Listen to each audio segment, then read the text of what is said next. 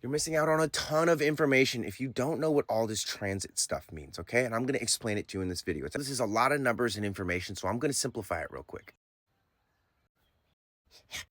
And boom, there you go. We're just looking at the sun in gate 30. That bad boy is right here. This is called the solar plexus, and this is where all the emotional awareness and energy comes from. Whenever one of these gates in the solar plexus is in transit, especially if it's the sun or the earth, those are big energy, there's going to be an influx, an increase in solar plexus energy. And because of the nature of channels and gates, it might even create an electromagnetic connection. This is my body graph, and it's showing that my 41 is now hooked up by that gate 30 in transit. Now, this is the description of that gate and that line. We have recognition of feelings, the clinging fire, the line name is enforcement.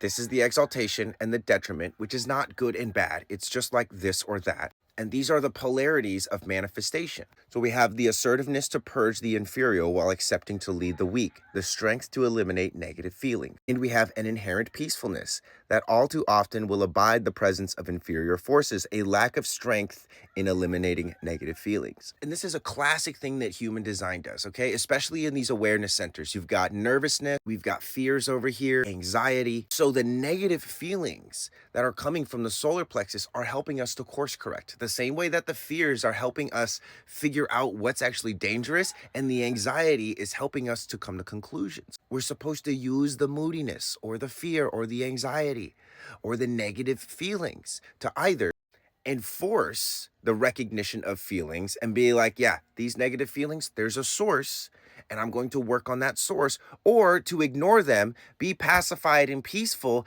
and just abide by these forces. It's kind of like weeding in your garden. When you recognize that there's a plant that's taking nutrients from the other plants, it's not synergized, it's not harmonious. How long are you going to walk over that plant and watch it as it sucks nutrients and energy away from the things that you actually want to grow and nurture in your life? The solar plexus is all about truth and having the energy to confront the truth. However, because this is a transit hookup, here's some things that people might experience. The inflation is number one. Inflation is like overzealous. And so with this energy, one might go on like a purge fest.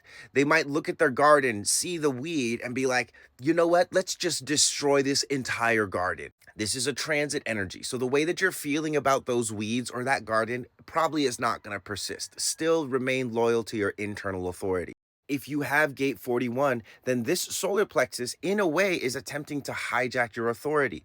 But like I said earlier, we're going to use the nervousness, we're going to use the transit hookup as a way to create leverage so that we can learn how to move in the presence of emotional authority and root pressure. Don't tear up your garden, especially because we're in the sixth line. So this gate, this connection is almost complete. Now, thing number two that might happen, you might become deflated, okay? You might just be suppressed by this recognition of feelings that's been going on for the past 5 days. It could show up as an apathy or like a, I don't ever want to experience anything new because nothing ever works out for me, blah, blah, blah, blah, blah, okay? Again, if that's what's coming up, just recognize those feelings, and this is emotional energy. So when it comes to emotional energy and emotional awareness, there's no truth in those waves. The whole point of those waves is so that when you're in a space of clarity and you're not in the emotional, like, oh my God, I need to tear up my garden, or I'm never going to plant a garden ever again. Like once you move through those waves, that's when you have truth and clarity. That's what it means to be riding the emotional waves. So don't hold yourself to the feelings. Don't hold others to those feelings. Not only are they emotional waves, but they're also a transit hookup. This channel, after all, is literally the pressure to like want to experience something new. It's desires of like, wow, I want to go there. I've never gone there before. And the potential, I have no idea what's going to happen with these desires. Are my people going to love me? Am I still going to love myself? Am I still going to want to drive the car that I drive? Emotional waves. And especially because so many people take their emotions, their feelings, their moodiness up into their head and ajna. Again, don't take this shit too seriously, guys, right?